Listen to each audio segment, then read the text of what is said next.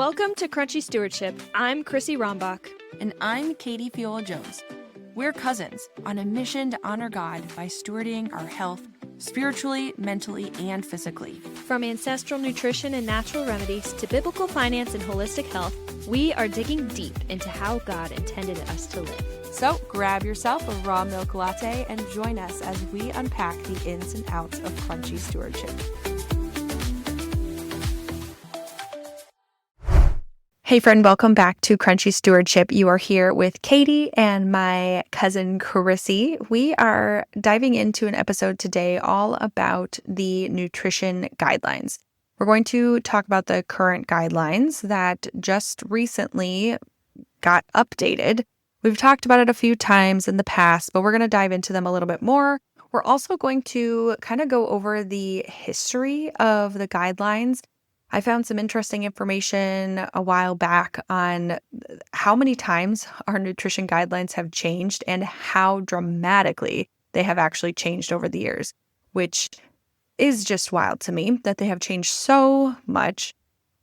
And yeah, we're going to kind of just talk about the good and the bad, contradictory things kind of in the news about the guidelines, and ultimately just get down to the basics. What should we eat and what should we not eat, and kind of break it down very simply for all of us to follow. But before we get into all of that, we are going to kick it on over to Chrissy, who's going to share with us her random revelation of the week. Chrissy, what do you got for us? Yes, so my random revelation is a very sad, very discouraging current event that is happening in America right now, and quite honestly around the world. Once I started researching this a little bit more, I realized it's not just America fighting this battle. It is a worldwide issue. And this issue is lab-grown meat. So Bill Gates has been working on lab-grown meat for a long time. Essentially, meat that doesn't require an animal in order to be created. You don't need a cow to create the beef. You don't need a chicken to make the chicken. You just have the meat without the egg coming first, essentially. And this week, August 1st, marks the time when it was officially approved to be sold as a pre-packaged meat in grocery stores in the United States. Now, previously, lab-grown meats have been on sale through Tyson Foods. So any organization or company that buys their meat from Tyson Foods likely has already had lab-grown meat in their repertoire of products that they sell. So those places include Walmart, Kroger, other major grocery stores. I don't know about Target, maybe. But pretty much like you're buying those Tyson Dino Nuggets, it's probably lab-grown meat. Tyson also supplies the meat for fast food restaurants like McDonald's, Taco Bell, Chick-fil-A even, which I have officially overcome my Chick-fil-A addiction. I have not had Chick-fil-A since it's been at least 6 months. Wow, that's I know for pretty sure good. I haven't had it since being pregnant, and I'm 24 weeks pregnant now. Wow. Because my husband says, "You are not feeding that crap to our baby." And I'm like, okay, fine. I won't. He's okay with me feeding it to myself, but not to the baby. We are getting a Chick-fil-A in the town next to us, actually, which is so crazy to me. But yeah, Chick-fil-A is coming to us. I have been able to very easily avoid it because it is the closest one is an hour away from us. So I have not had it probably in a year. Yes. Yes. Oh, you know what? Now that I say that, actually, I think I might be lying. I did have Chick-fil-A at a party at the very beginning of my pregnancy. It was the first piece of meat that I had eaten in like over a week at that point, because meat was just... I actually remember you telling me about that now that you say that. Okay, so last time I had Chick-fil-A was when I was 10 weeks pregnant. So 14 weeks ago. We're going on nearly 4 months, okay? That's a pretty good, considering, like, my Chick-fil-A addiction when I was in high school, mind you. My senior year of high school, the month of October, I remember it very vividly. I went to Chick-fil-A 17 times in 1 month. And one of those days was breakfast, lunch, and dinner. So to go from going to Chick-fil-A, like, on average every other day, to now going, like, a solid 4 months without going to Chick-fil-A, I'm proud of myself. We have improved around here, and I have broken and overcome that addiction. And now I think knowing that Chick-fil-A sells lab-grown meat will even help me overcome that addiction even more, because, like, the ick just makes, like, it has more ick than MSG in my mind. And MSG has some pretty high ick in my brain. So, anyways, we know fast food restaurants have been selling lab-grown meat for a while. We know Tyson Foods has been selling lab-grown meat through their processed, prepackaged meats like chicken nuggets, chicken tenders, things like that they sell in grocery stores. The thing that makes me angry now is, when you go to a grocery store and you get the prepackaged meat that quite literally looks like it was just sliced from the giant slab of meat and then put in the styrofoam base with the plastic wrapping over top. Okay, even that is now possibly lab-grown meat. Now, I'm not going to just say this without explaining to you how to figure it out, the difference between real meat and fake meat. So, there are a few different names that the FDA has approved to use to identify lab-grown meat, because it does have to be labeled, but they did do a study and found that having the label lab-grown meat did not help with sales. And I wonder why. So instead, they came up with a few other names for the meat, such as cultivated, cultured, cell-based, or cell-cultured. And so these 4 terms are going to be on the packaging. And oftentimes they're not even, like, small. If you Google search, like, the brands that are selling cell-cultured beef or cultivated chicken or whatever, it's, like, big and bold on the packaging. And oftentimes the packaging looks like really healthy food. It's very misleading in terms of advertising. And one of the reasons we're so concerned about this is because by this meat being grown in a lab, it creates the opportunity. First off, we are eating food that our bodies don't recognize. And so our bodies are seeing it as foreign, and it's higher likelihood of our bodies rejecting the food, developing more allergies, things like that. Second off, it is a means by which the government can intentionally introduce toxins and certain medications and vaccines into the population without our consent. And this is where it gets concerning, because they can inject these meats more easily than they can inject fish or a cow, which they already do.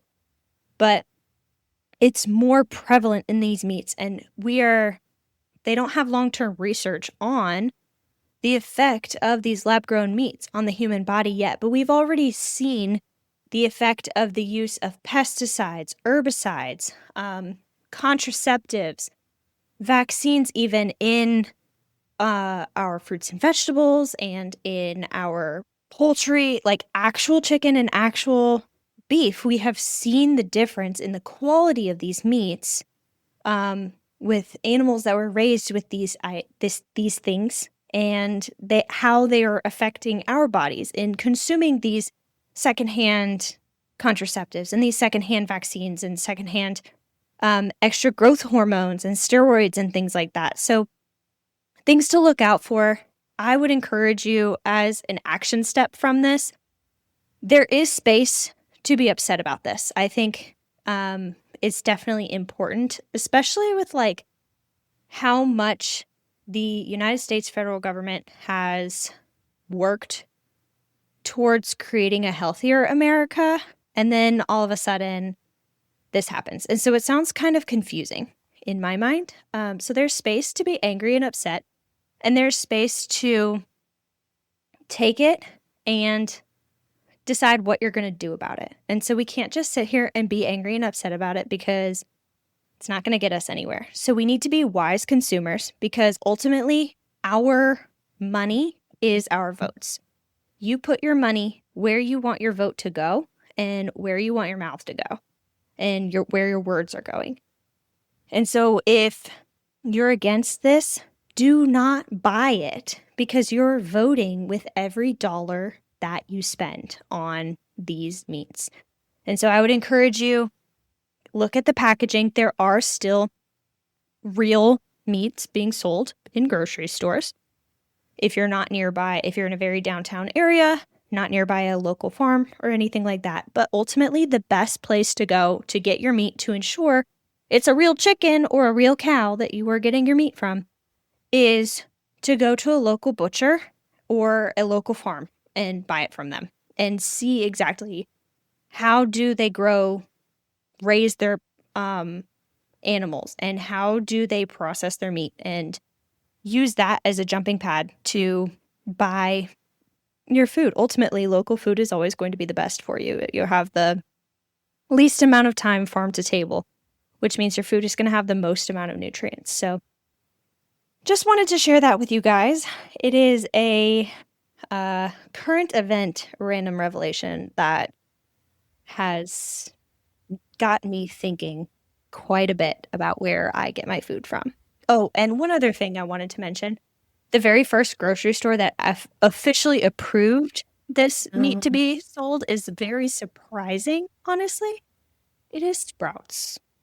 It's not Aldi, not Walmart. It's not Kroger. It is Sprouts, which is known as a, quote, health food store. And I shop there. So. You know, hearing this again, because you had shared this with me a few days ago, and after you sent that, so I actually started reading or listening to that book by Bill Gates about how to avoid a climate crisis or whatever. It's basically his one on global warming. And I mentioned, I think in our last episode, that I'm reading this book mostly because I'm curious about how he talks about it and what he's saying and all this stuff. This book was written in 2021 or 22. So this is like after the pandemic has hit. And so it's pretty recent. But he talked about lab-grown meat in his book and how it's one of the ways that we can fight against climate change. And I guess maybe part of the reason why I'm not as surprised now, like thinking back on like the whole Sprouts thing, is that Sprouts tends to be a more liberal company, and the liberal companies tend to support all the global warming support kind of stuff. You know, they're very on board with a lot of that stuff. They tend to lean more towards Bill Gates's ideology and ideas versus other people's. And so maybe that's why Sprouts of all places is kind of like, yeah, let's do it, is because they tend to be a more liberal-leaning company in general. And they tend to be in a lot of cities, like more urban, populated areas that, again, would potentially be more on board with these ideas of the lab-grown meats, because they're like, people choose to be vegetarians in order to help save the planet. And if this is an option where they're like, oh, maybe I can still have meat, but it's not like the farm-raised cow that's farting and creating the gases in the atmosphere and stuff. And it's actually interesting how Gates talks about it in his book, because I do feel like people put such a high emphasis on all of the gases that come from farm animals. And he hasn't actually compared farm animals specifically, like agricultural farm animal, like gas creation compared to other areas outside of agriculture specifically. So he talks about in the slice of the pie of agriculture, the farm animals create the most gases, but that's like compared to like the actual crop production and the fertilizers and things like that. But it's not compared to all of the emissions from our transportation and from Or electricity, AI. AI. Did not even talk about that in his book. He has not mentioned that at all. But one of the biggest contributors is actually construction, like the making of materials such as steel and concrete and plastic. And so basically like anything that goes into making buildings and infrastructure and roadways, all of that creates the most. But in the slice of the pie that is agriculture specific is then the cows and stuff make the most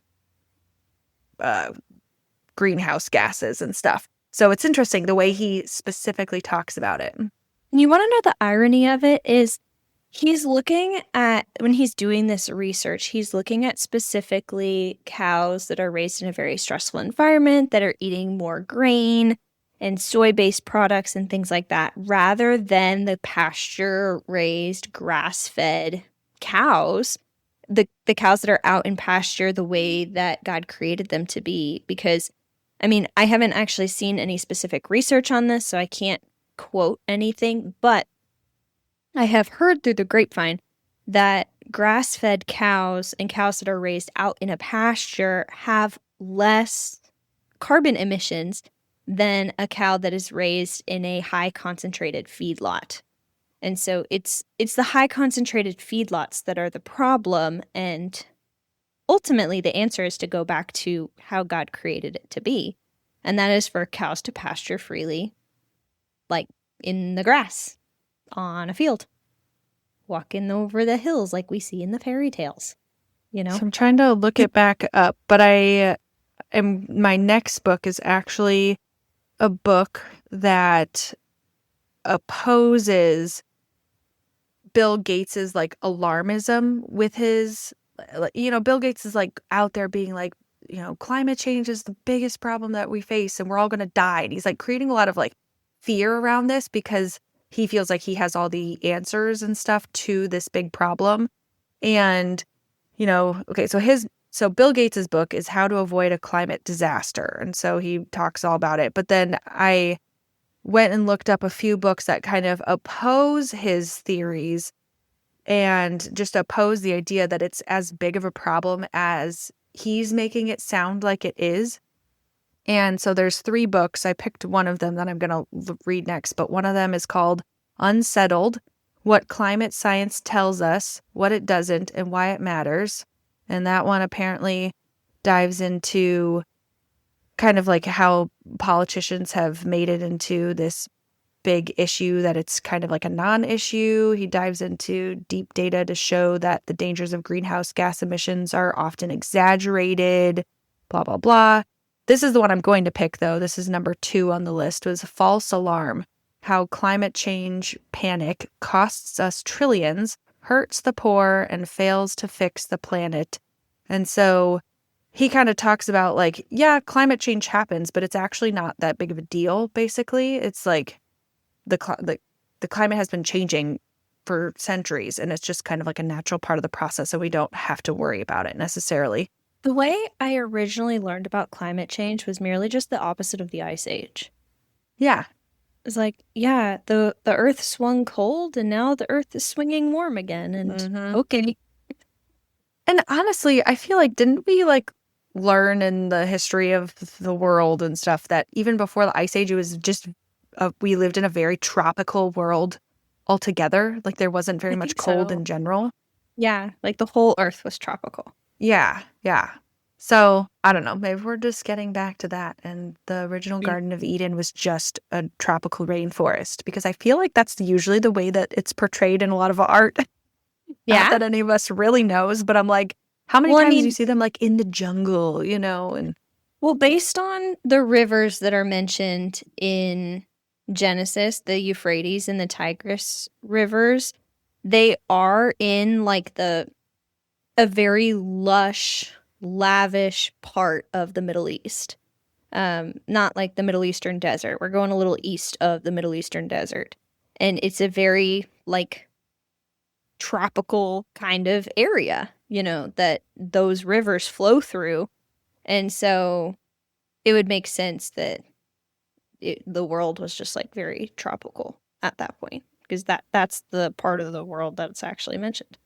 Yeah. It's all just really interesting. But Yes. anyway, I'm reading his book because I want to just hear what he has to say. And now I want to read something opposing it and kind of, speaking the other thing, because I don't know how much I agree with a lot of the global warming stuff. I used to be super on board with all that and being like, save the planet. And I think we should still be good stewards of the earth and not try to trash it, especially when it comes to plastics, because plastics, as we've learned, like there's so many parts of it that are so bad for us, and like they harm our endocrine systems. And so if that's in our environment and in our water and in our soil, it ultimately will harm us and obviously the planet that God has given us. And so we should be good stewards. We should want to take care of the earth.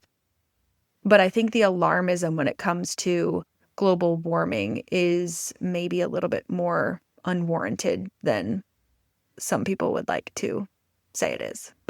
And I think what you're doing of reading two different books that have opposing viewpoints is very important, because ultimately no one perspective is 100% correct. Whether you're swinging right or swinging left, you're still hitting foul ball, And so I think it's very wise and very important to read and look at resources that support both ends of the spectrum, because neither argument is going to be 100% true and accurate. And so we need to work as a consumer of the information, as wise, thoughtful individuals. We need to work to figure out the middle ground, the real truth, and take that as the foundation for which we are walking. And we know one piece of literature to be fully 100% true, and that is the Bible. And so if we need to start there to learn about climate change, then by all means we will. And I promise you, there is probably something in the Bible that talks about climate change. Dude, the flood. Yeah, duh. I was like, I feel like that's the greatest climate change of all time. No, seriously. Yeah. That's so right. I don't even know why I didn't think of that. The flood. The flood. Yeah. It's like, hey, Noah, we live in a desert. And he's like, the climate's going to change, guys. Well, no, they had never seen rain before. And he literally was like, guys, it's going to rain. And they're like, you're crazy. Water flowing from the sky. What That's is not a rain? thing. Oh. And he said, watch me. And then it happened. Yep. So, pretty anyways, wild. Let's talk about our actual topic for today, because it's already 25 minutes into the episode. Yeah. So we're crushing it. Nutritional guidelines. Honestly, we've kind of been talking about nutrition for a lot of this. So we're just going to continue. Nutrition guidelines. The history of nutrition guidelines. Katie, ready, set, go. I had a feeling you were going to be like, okay, Katie, go.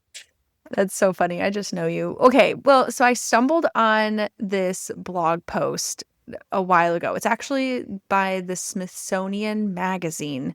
And it's basically like a history of the different dietary guidelines that we've had. And the very first kind of ever recommended guideline from the government came in 1894.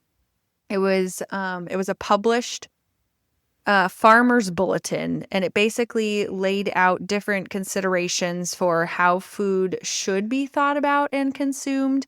And it basically says that like milk is, this is actually a quote, nearest to being a perfect food.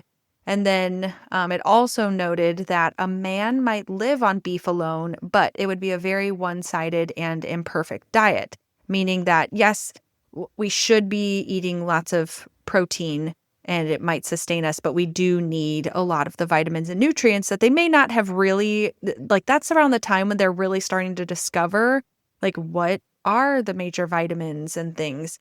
because a lot of them were discovered more in the last like 50 to 60 years. Like we're still like learning a lot about the different makeup of vitamins and things. And so, yeah, so this is before they really kind of knew all that. And then they did also kind of talk about how if you are a man of work, so like you're like working hard, you should be eating more calories. So basically like harder working farmers versus like people who aren't working in the fields should eat less calories. And so it's like, that's also a really good tip. And so that's interesting. And then in 1917, it was kind of like their very first guidebook for housekeepers, is what they basically made. And that's when they laid out 5 food groups. Fruits and vegetables was one, meats and other protein-rich foods, and then cereal and other starchy foods, and then sweets and fatty foods went together. And then they basically still had this information about, like, remember, milk is really good and children should be drinking lots of milk, basically. And then in the 1940s, they came up with this like pinwheel looking guideline. And it says, for health, eat some food from each group every day. And so this one has 1, 2, 3, 4, 5, 6, 7. So it's eat the basic 7 every day is what it says. And in group 1, they have green and yellow vegetables. In group 2, they have oranges, tomatoes, and grapefruits. In group 3, they have potatoes and other vegetables and fruits. That's interesting. They put the potatoes with that. And then group 4, milk and milk products, such as cheeses and yogurts. And then group 5 is meat, poultry, fish, and eggs. Group 6 is bread, flour, and cereals. And then group 7 is butter and fortified margarine. Wow, I didn't even realize that. But that's interesting that group 7 gets like basically butter is its own category, which I just kind of like, that just kind of makes me smile. But it doesn't make me smile that the other one is margarine with it, because I'm like, okay, and fruits and vegetables literally have 3 groups. Yeah. They're like make sure to have all the each colors, of these. Yes. Like all the colors of the rainbow, which is something that we still talk about very frequently, is like, make sure your plate is colorful because each color has different nutrients. So it sounds like they were almost like starting to understand like the nutrient density of different colors of fruits and vegetables and like how that affects your body. Yeah. Yeah. So it is. It's kind of cool. So it's making sure, you have like oranges, tomatoes, but also like your green and yellow, like think squashes and kales and spinaches and peas and things. And so it's like, it's just really, it's smart, like that you break it down into these things. And the fact that, again, like it has butter as its own, like scratch out the margarine. And honestly, this is a decent guideline, I feel like. Then in 1956, they have this guideline that they called Food for Fitness, a daily food guide. And this is when they start like bringing in more grains, like a little bit more heavily. And then they kind of start like clumping other things together. And so they have basically 4 groups here. They have the milk group, and it says like some milk for everyone. And they talk about how, children under 9 should drink 2 to 3 cups. And then ages 9 to 12, they should have 3 or more cups. Teenagers should have 4 or more cups of milk. And then adults, 2 or more cups. So basically, the teenagers really need their milk. And then they have the meat group. They say 2 or more servings of basically like beef, pork, lamb, poultry, fish, eggs. But then they have as alternatives dry beans, dry peas, and nuts, which they are not very good alternatives. I will say that. And then you have the vegetable group. Except for the beans, actually. There are some beans out there that are really good for you. They are, but they're not like considered a complete protein as compared to like a beef. There are, isn't lentils a complete protein though? Potentially. I do feel like I've heard good things about lentils. I want to say lentils, and I just learned another, it's not really a bean, it's more of a grain, but anthrax weird. I think is the name of it. I don't know. I follow a homesteading guy and he accidentally grew it. and then cultivated. It's kind of like quinoa, but Huh. it is a complete Yeah. protein. I've never tried it before. I've never heard of it before. Yeah. So that's the meat group. Then they have the vegetable fruit group, which is 4 or more servings. And they kind of say like a citrus or other fruit or vegetable that are high in vitamin C. So this is when they start talking about like more of those like vitamins. They're like, oh yeah, like things, we need this for fighting like scurvy and just being healthy and keeping our immune systems up and stuff. And so then they talk about vitamin A from dark green and deep yellow vegetables.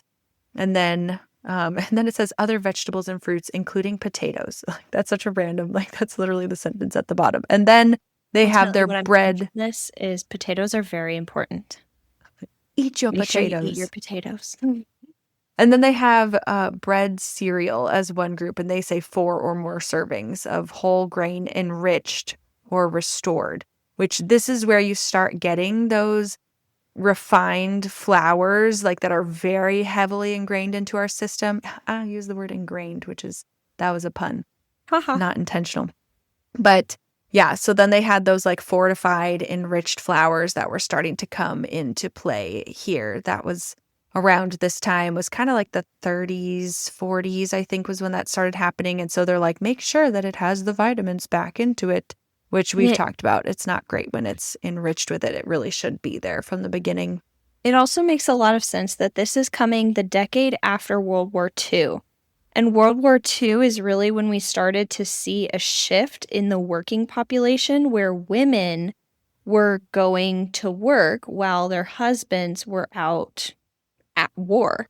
And so you see a shift from the homemaker wife to the working wife and the working mom at this point in American history. And so they weren't able to make the bread and mill the grain as easily as they were prior. And so they needed a method to have grains available in the grocery store. But if you have listened to our bread episode, which I highly recommend you go back and listen to it, forgive us, it doesn't have the cool intro yet because it was one of the first episodes we did. But we talk all about the history of bread here in America. And that's just one of the social contributors to how breads and cereals and grain-based products have changed in the history of America and why exactly they are enriched now. Highly recommend you go listen to that episode. Yeah. It's very educational. Good. So then in 1979, we came out with the Hassle-Free Daily Food Guide, which it says the number of food groups grew by 1 with the introduction of a group intended to promote a moderate consumption of things like alcohol, sweets, and fats. It's interesting that it's a part of the groups. And so, they start the top of this image off with like vegetables and fruits. And the image they have of this one is super blurry, so I can't even read all the details of it, but I can see the heading. So it's like vegetables and fruits group. And then the bread and cereal group is 4 servings. I can see that it says that. And then milk and cheese is 2 to 4 servings. And then it has meat, poultry, fish, and beans as 2 servings. And then it has like a caution, but it's still added to the guideline that you can have like fats, sweets, and alcohol, which like when it really comes down to it, if you're just trying to be as healthy as possible, this should not be recommended really at all. Like any refined sugars and alcohol is sugar. And so it's like just the fact that it has that. But it's interesting too that it includes fats in that, because this is honestly like the time where the war on fat really started to take off. I think was like in the 70s and 80s where like they started talking about all like the difference of like trans fats and saturated fats, and really tried to make things like butter out to be the bad guy, and then trying to start push things like canola oils or different vegetable oils. So that was in 79. And then in 84, so pretty soon after that, they came out with this food wheel, which if you go and look at the image, we'll make sure to post this link in the description. But if you look at the image, it starts to represent a little bit more of like what we have seen in the last few years as far as guidelines, which makes sense because this is the 80s. And so it's getting into that time where it's getting closer to what we all kind of started to grow up with. But it's called the food wheel, a pattern for daily food choices.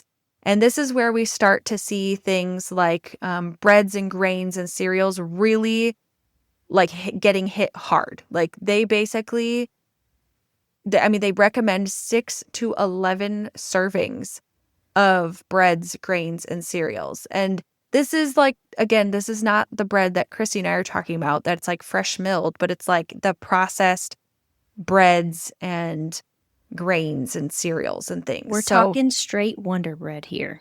Yeah. And they even have like a box of cereal on there. So it's just like they make it sound like it's supposed to be really healthy. But so that's one. And then your cheese, milk, yogurt should be 2 servings. They have fruits as 2 to 4 servings, vegetables as 3 to 5. And then like eggs, meat, poultry, and fish as 2 to 3. And then they have like this little thing that says like nuts and seeds with it. But then they still, again, have the alcohol, fats, and sweets as a little sliver of this pie here. And so it's basically like, yeah, still have it in here, but, use it in moderation is what it says. So, this is really kind of interesting that they start pushing heavily on the grains and breads and cereals. I also find it interesting, like if you think of the populations nowadays that are impacted by these food trends, we're talking like the baby boomers were in their 40s at this point. And so like this is the dietary recommendations that the boomers had when they were in their late 30s, early 40s, sometimes maybe early 50s. And so it's important to also take this and look at like where is this population standing today in terms of general overall health? And how do you think these nutrition guidelines have impacted that? I just want to give you that little tidbit. No, I that is honestly, it's a huge point because like, why is it that we have had these decades of official government nutrition advice, and then yet that coincides with kind of like the biggest decline in public health in like our modern history? So it's, they start pushing more of these guidelines, and yet we start getting chronically ill. Obviously, there's lots of other things going on, but food plays a huge part of it. So after the 80s, then in 92, they came out with the food guide pyramid, which a lot of you have probably seen this image. This is like, if you were a 90s kid, this is likely the one that you saw in like your textbooks or on the school wall and stuff. And it's your traditional at the bottom, the base, you have the 6 to 11 servings. And it's basically like the way that I was taught this pyramid myself was this is what your meal should be focused on, was build it off of this, like the serving of grain first. So whether that's the bread, the pasta, we had a lot of pasta growing up, rice, cereal, and then put in there, they have like 3 to 5 servings of vegetables at the same level as 2 to 4 servings of fruit. And then you go up one level, and, as you go up a pyramid, it's smaller and smaller, right? So then you have the milk, yogurt, and cheese group as 2 to 3 servings. And then you have your meat, poultry, fish, dry beans, eggs, and nuts as 2 to 3 servings. And then on the top, they have fats, oils, and sweets. So they did remove the alcohol, which is a great thing. But then they talk about like how it does say use sparingly for the fats, oils, and sweets, which again, like is not super wrong, but we also need, like, it almost makes it sound like the fats and the oils are bad. But we do want those still. Like, those still are super important because there's certain vitamins that are only fat soluble. And so we need, like, vitamin D comes from, like, it's a fat soluble vitamin, and we need that from things like fish oil. And so, yeah, this is the one that most of us have probably seen growing up. I guess, Chrissy, did you see this pyramid more from 92, or did you start seeing this whole My Pyramid thing that was in 2005, which I also remember when they came out with this whole My Pyramid thing? Yeah, so I was born, to surprise everybody, I was born in 2000. So Whoa. I know no one actually believes me when I say that. I'm like, yes, I was born at the turn of the century. Did you know people born after 2000 are in the workforce now? That is really weird. It's not weird. I'm in the workforce. So crazy. Anyways, yes, growing up, I learned more so the my period that my period, my pyramid that was introduced in 2005. I did not actually learn the pyramid that was introduced in 1992. And if I did, it was like before I was able to really comprehend it, because 2005, I was 4 years old. Yeah. So Yeah. that was like just at the point of like entering school and starting to learn. And I wasn't even living in America at that point. I was living in Canada. So I don't know if they even taught Crazy. the food guide pyramid in Canada. I don't Yeah. recall it. I only recall really learning about it when we came back to America and I went to school here. Yeah. I actually remember it was like my middle school health textbook still had this old food pyramid. But by that point, it was like 2008 or 9 probably that I was in that class. And I remember our teacher like putting up on the projector the My Pyramid like guidelines that they then had that were new, because she's like, oh, your book doesn't have the right one now. And so I remember like having both of them in front of me, which is just such a weird memory. But yeah, so then in 2005 they introduced the My Pyramid, and basically they took the pyramid, it's still in pyramid shape, like the actual triangle pyramid, but then they made it vertical, and then they added these stairs on the side. And so it's like a person climbing up the stairs, representing that you also need to add physical activity, which is great. I think that's like a very unique addition to the pyramid or the food guidelines in general. But they started explaining the guidelines in terms of cups instead of ounces, which is interesting, I guess. And yeah, it says a whopping 8 food groups. So let's see, what is this? So it has grains as one, vegetables, fruits, milk, meat and beans, and then what? This one here, it looks like just a canola oil. It doesn't actually have it listed. Yeah, the yellow is like the oils. And then I'm pretty sure there was also like a pink section, which was like sweets and desserts. Yeah, it's I interesting because colored it says this that. pyramid so many times in elementary school. That's so funny that I don't remember doing that myself, but yeah, that would make sense for you if you had it more. Mm-hmm. And then after My Pyramid comes My Plate, which I only vaguely remember. This would have been when I was in high school that it would have come out.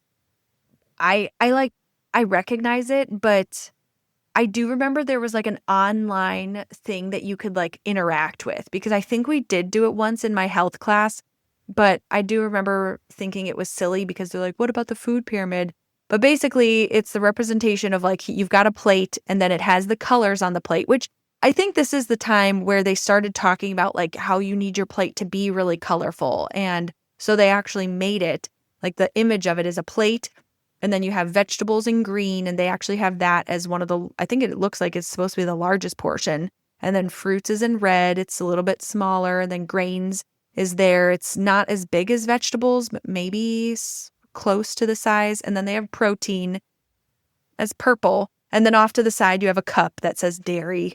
And so Yeah, and I do think I remember, let me see if it has a note here, but I think that it was basically like the idea that it should be more like tailored to you and your situation versus like it should be the same for everybody. Does it, Yes, I I feel think like that's that was a correct because thing. this plate came out when I was in junior high. And so I remember like going through the line in the cafeteria and this thing being on the wall everywhere. Did my lunch from the cafeteria ever look like this plate? Absolutely not. Um, but I do remember learning at that point that not every American needs to eat 2,000 calories a day. Some people might need 1,800 and some people might need 2,500, and it really just depends. Not the recommendations that I learned was not that if you're more active, you should eat more. It was more so if you weigh more, then you should eat more.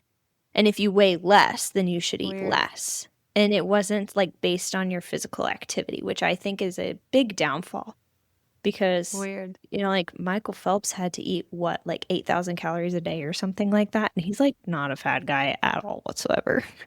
Well, the time where I was the hungriest in my life was breastfeeding. And, you're burning so many calories and your body's working so hard to create the milk that it does for your baby. And I was famished like all the time, more hungry than I ever was pregnant. And so much so that I would eat more than Wes, but I was like still losing weight. And I mean, I look back at pictures and I lost weight pretty quick. And but I was still eating these like ginormous meals and I was just so hungry all the time. But it's like my body was using up all the energy in order to produce milk to feed my baby. So, yeah, Which you is just think about why like, our bodies the, store fat during pregnancy. yes, exactly. You It's need it it all. makes so much sense. It's I like God literally stepped created on the it. scale today and I walked out of the bathroom. I said, Maxwell, I've never seen that number on the scale before in my life. Okay, it is. It really, I should warn you, because so Chrissy and I have talked about this on the podcast before, but both of us have, for the majority of our lives, basically been very tiny, petite girls.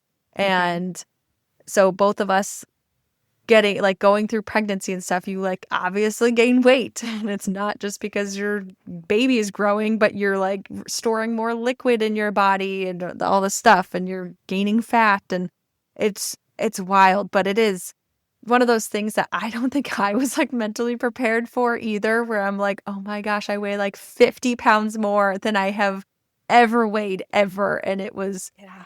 I wouldn't say I was like stressed about it, but it definitely produced a little bit of like, will I go back down to normal? Like And you this is a lot. still looked like a very petite pregnant woman. Like, I remember at your baby shower, my mom being like, Katie just has a basketball in front. You know?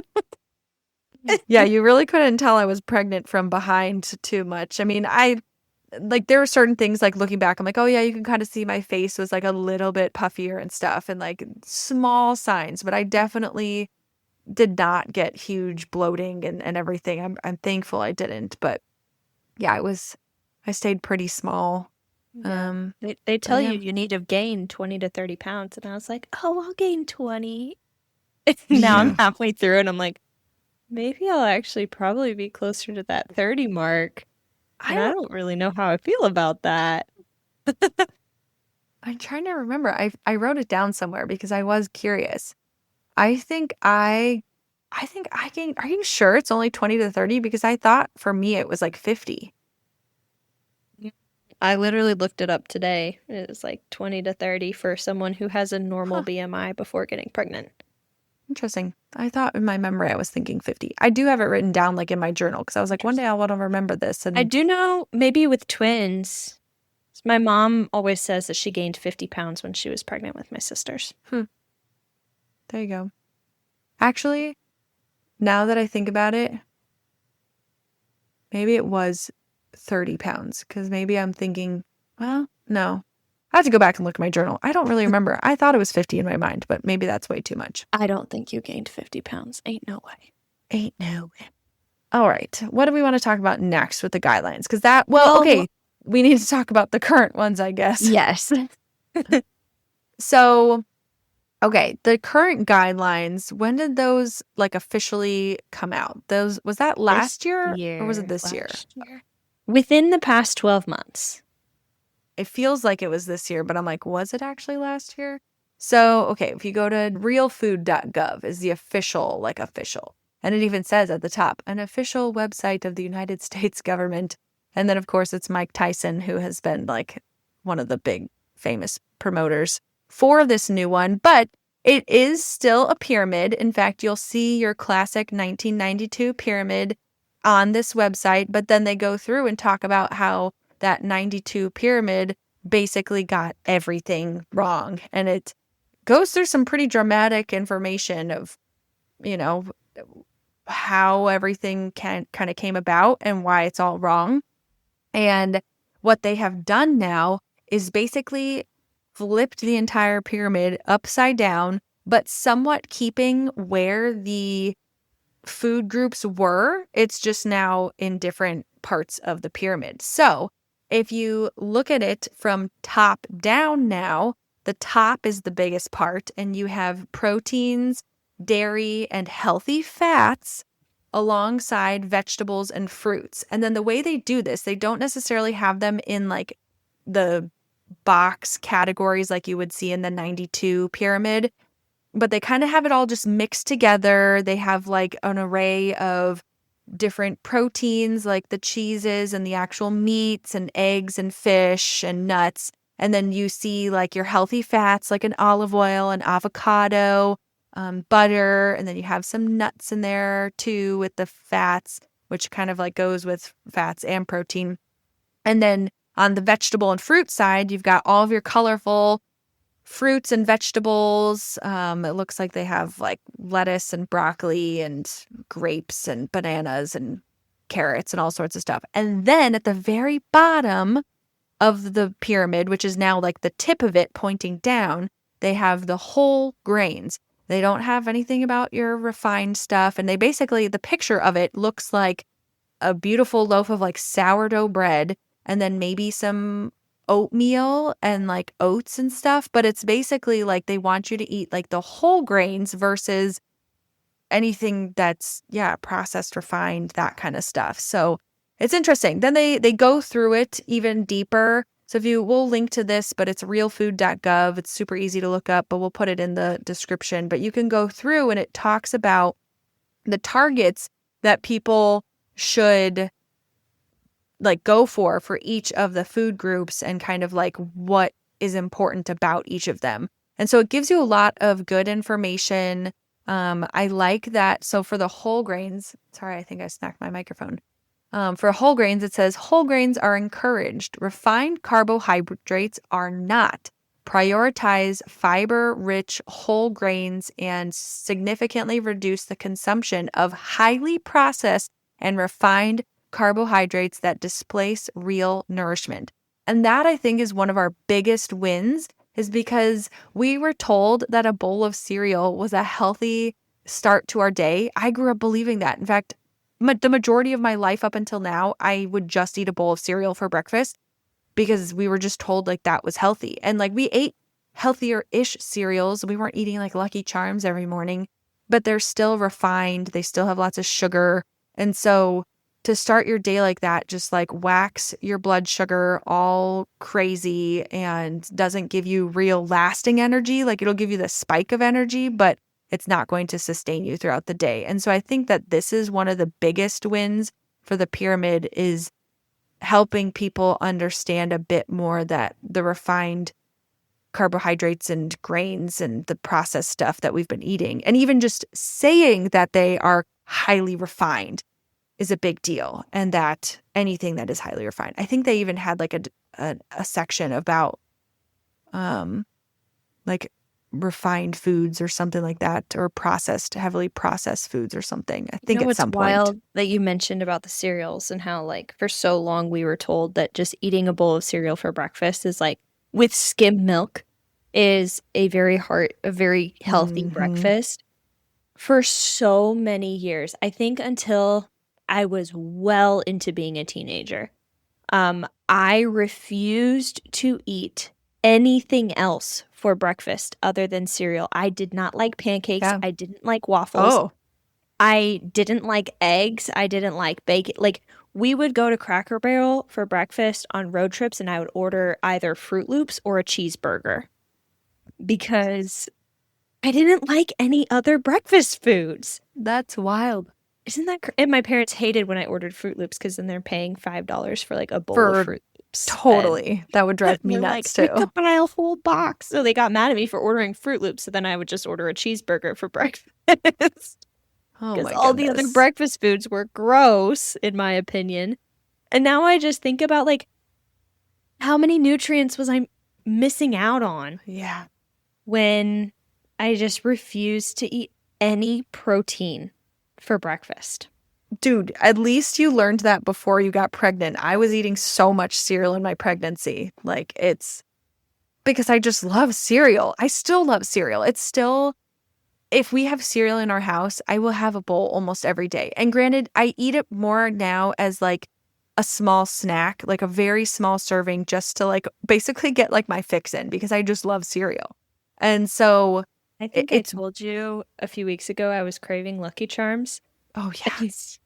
I went to Whole Foods and I found an organic, like, Stars and Galaxy Lucky Mhm. Charm, Marshmallow Stars and Galaxy or something like that. It did not taste like Lucky Charms, and I was highly offended by it. So sorry But that it, after a few days of eating it, it eventually, like, satisfied that Lucky Charm fix.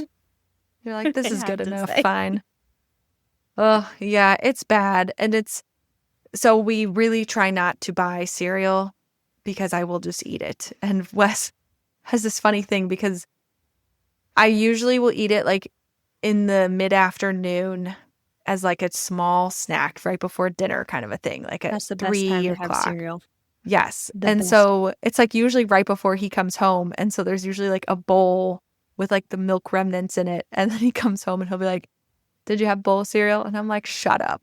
Because it's just like a joke between us now that like we both love cereal and he would eat it a lot too, but he has done a better job at kind of cutting it out a lot more than I have because especially because I'm home all day too. And I'm like, oh, cereal right now sounds so good. But we don't have any in our house right now. And it's hard, Chrissy. It's hard. I do have some. I haven't, once I got to college, I pretty much stopped eating cereal because the food hall cereal was kind of gross. It was not the good cereals. It was all just like straight sugar. And I realized that I was hungry like halfway through my first class if I ate Lucky Charms or Fruit Loops for breakfast. And so Yep. at least the powdered eggs with a Oh, biscuit was a little better. But anyways, by the time I got gross. to nursing school, I was like fully fixated on eggs and toast. And I was obsessed with eggs and toast and had it for It's interesting. breakfast and snack after lunch or after coming back from school. But I would also go through a phase of having a cinnamon raisin bagel with strawberry cream cheese for breakfast. Bagels are another thing that I used to really love. still We don't love really them. buy bagels at I will eat bagels, but we don't buy them really at all anymore. I don't know the last time we actually bought bagels except for when we had family visiting who love bagels and so we bought bagels for them and then I did have a bagel then. But yeah, we don't at least I'm like I don't know, with the cereal, at least I'm eating it with raw milk that I'm like I'm getting the milk and that's good. And the Okay, cereal we're getting is a little bit better, but I have a question about your raw milk. sure. Is it homogenized? So, like, does it have the cream top that you have to, like, really shake Oh yeah. vigorously? Yeah, yeah. And do you, like, even though it's fresh, have some clumps in it sometimes? Yeah, occasionally. Okay. But it's like So- it's from the cream if it's not like shaken completely. Got it. Okay, so I bought a cream top non-homogenized milk last week or 2 weeks ago. And when I shook it up, like the cream top didn't quite shake up all the way. And then drinking it, it felt like it was curdled. And I don't Did know. it taste curdled? No, It tasted Okay. like it probably had like maybe 1 or 2 more days before it was a little Oh, ick. yeah, yeah. And we were going to the grocery store, and so I was like, you know what? I have half a gallon left. I'm gonna try to make some mozzarella out of it. Hmm. And so I did the whole process and everything, put the vinegar in, and then I realized my vinegar, I bought a 5 times concentrated Oh, vinegar so that it would last me significantly longer. Ooh, but you Katie, forgot when you I used it. forgot. And so I used like the normal amount that the recipe called for. It was awful. Okay, this is what you have to do. So I have hydrogen peroxide that's like a 6%. When you're cleaning and stuff with it, you need to use 3%. And so I, on the bottle, have like a big piece of tape that says must dilute before using. And so it's Yeah. like a pink or red piece of tape. And so I see it when you pick it up and you're like, oh yeah, like don't use that. And so I have like a spray bottle that I use to dilute it and stuff. But there, do that. Make sure to like color on the Well, cap or something, like my just husband to told me you're remind never yourself. allowed to make mozzarella again until you buy new vinegar. So Okay, maybe it was a good try. I'm thinking maybe I'll buy like a food grade vinegar and then I'll keep my 5 times concentrated one as like my cleaning grade vinegar. Hmm. And it's interesting that you say that about the clumps. So I buy this like organic grass-fed heavy whipping cream. I was like, what is it called? Heavy whipping cream. And so you have to shake it up because it really does get kind of like clotted and stuff in it. And you have to shake it up. But I have actually learned to love, because even when you pour it, you'll see sometimes like it'll come out in like a blob and you're like, whoa. And it like looks Mhm. kind of non-appetizing. But those, like that stuff is the best, especially when I put it in my coffee, because it like dissolves into it and it like turns into these like yummy little swirls and stuff. It's super weird how like my mind has changed after like becoming more familiarized with milk and the processes of it and stuff, because I was always taught that if it's chunky, it's bad. Yeah. And any milk thing, if it's chunky, it's bad. And Well, I was so confused yeah. because I was like, why are there chunks in this? But it like doesn't smell bad. It doesn't taste bad. It Hmm. like smells and tastes like milk, but there's chunks, and I was so confused. Yep. Max couldn't get past it though. He said, Chrissy, you're never allowed to buy non-homogenized milk again. I'm good with the low temp pasteurized, but it needs to be homogenized. I'm It is. like, It's okay. very different. Yeah. So I have to sit there and shake it. And usually, so we get our milk, it comes in 2 half-gallon glass jars. And so they're the big size mason jar things. And it's usually like the top like 3 inches of it is all just like cream. If you let it sit, Mhm. it all just kind of separates up to the top. And sometimes I will just like before I shake it up, I scoop that out and put that directly in my coffee too sometimes. Cause again, it's like the best stuff. It's just because it's so creamy and rich and delicious. But yeah, you can shake it up and Mm. it's great. I think I might just have to buy it more often for my husband to get used to it. It Yeah. takes him a Yeah. long time to get used to change like that, which Yeah. honestly, Especially when like it's your clumps in food. milk, that's a hard one to get used Yeah. to. It really took me a while, but then when I started realizing it was basically the same, it's just kind of like it's just the stickier part of it. I don't even Mm. know how to describe it. That even sounds weird saying It that, makes but me it's kind of want to just blend it before I drink it. yeah, that probably would work Like well. throw it in a little Yeah. bullet or something. Yeah. Yep.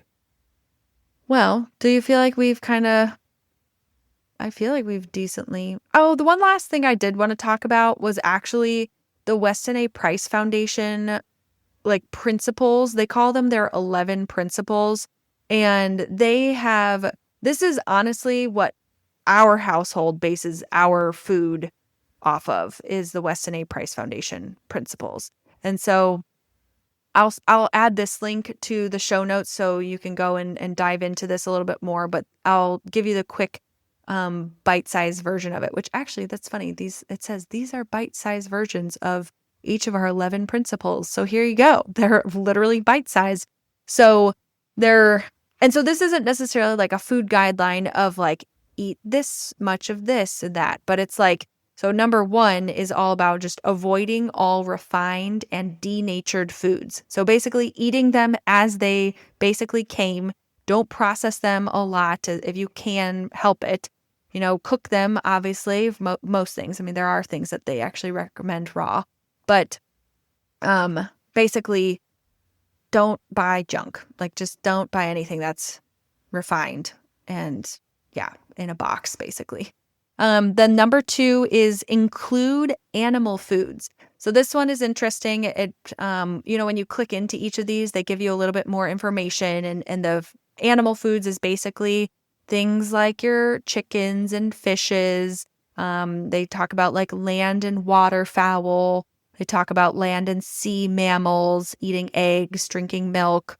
They even mention reptiles and insects in here, which is crazy, but they talk about animal foods. And then number 3 is to emphasize nutrient-dense foods such as organ meats, animal fats, eggs, raw dairy, shellfish, fish liver oils, and fish eggs. I would say we do a pretty decent job at that. We're getting better at organ meats. We do the animal fats, eggs, raw dairy, fish liver oils, but we don't do the fish eggs, and we don't really do, well, I guess we do shellfish. We have shrimp occasionally, but it's not frequent. You ever have caviar or like the little orange fish eggs? No. Some other time I'll have to tell the story of the orange fish eggs that my mother told us growing up.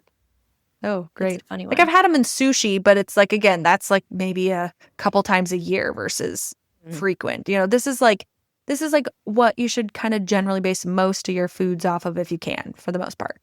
Then number 4 is eat some animal food raw and cook most plant foods, which honestly is hard sometimes for us. They talk about, like, Weston A. Price talks a lot about like fermented meats, which is kind of strange and not very normal for our culture, I feel like. But yeah, trying to do that. I mean, fish eggs is one of those things that you can do raw. But then the vegetables, we've actually been trying to cook more of our vegetables than eat them raw. Like, there are benefits to some raw vegetables every now and then, but your body digests it and uses the nutrients from it quicker and more easily if it is cooked. Then they have number 5 as enjoy lacto-fermented condiments and beverages, which is basically like the way that you make homemade things like mayonnaise or homemade pickles and stuff. So it's not like the quick pickling with vinegar. It's like actually letting it slow ferment with either something like kefir. Like, you can use kefir to help ferment things. You can use just plain salt to help ferment your foods. But basically adding more fermented foods and beverages. So even like kombucha is a fermented beverage, but adding that into your diet more. We've been trying to do, like, Malachi actually loves sauerkraut. He like begs for it most days because he sees it on the side and he just like pounds it down. And there's sometimes where I'm like, I feel like you're eating too much, so maybe isn't very good for you. The number 6 is to prepare seeds, grains, and nuts properly to minimize anti-nutrients and enhance digestibility. So this is a little bit about what we've been talking about with, doing the whole grains and milling it from scratch if you can, as best as possible. But even when you're eating grains and nuts, it's actually best to pre-soak them because it helps to like pre-digest them. It's almost like a form of fermenting. I mean, it is kind of like a form of fermenting them and then eating them. So like when we make oatmeal, we soak the oats overnight and then we boil them the next day. Is basically the Weston A. Price Foundation way of doing it. They also say sprouted seeds. So seeds that have Yes. started to sprout have already begun the digestion a little bit. So Yes, easier to yes, digest. exactly. Then number 7 is to enjoy saturated fats, avoid industrial seed oils. So again, we've hounded that. We don't really need to talk more about that. Number 8 is to consume animal foods from land and sea to balance omega-6 and omega-3 fatty acids.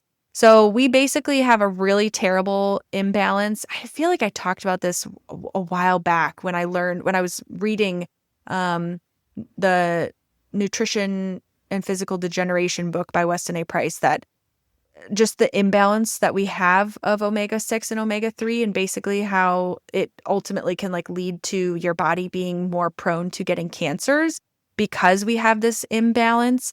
And yeah, it's a whole thing, and I don't want to get into it right now, but it's very interesting. But you need to make sure that you're balancing them by eating both land and sea in order to get both of those properly.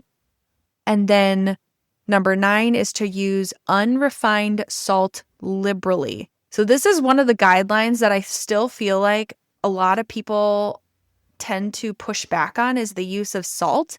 But I've been reading a lot more about how we're basically not getting enough salt, but more so we're not getting enough of the right salt. So it's like if you go to a fast food place or even just a regular restaurant, they're going to have salt on the table, and that's likely very highly refined and maybe even has heavy metals in it. Fun fact, I actually looked at the ingredients for the little tiny individual salt packets that they had in our like dining area at work.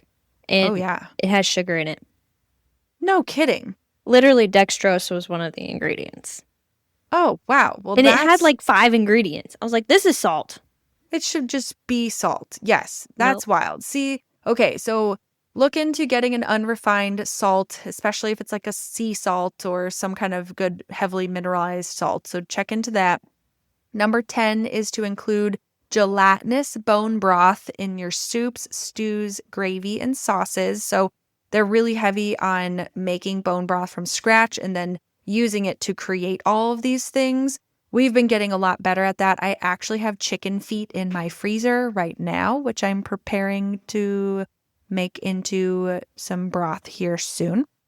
And then the last one is actually specifically for babies and pregnant women or women who plan to be pregnant soon. But it's basically like emphasizing nutrient-dense foods before and during pregnancy, and especially for growing babies. And so the way that they kind of describe it a little bit more is all of these guidelines are super important for everybody, but there are times in your life, especially when you're pregnant or planning to be pregnant or when you're a growing baby, basically, that you need like higher levels of a lot of these nutrients in order to do all of the growing. Because it's like, obviously for Chrissy right now, she's growing another human that needs extra nutrients now. And so it's not just Chrissy. So anyway, I'll link to this. You can go read up. What's cool too is that when you go click through each of these, they have a whole chapter that you can read, but they also have links to different articles, journals,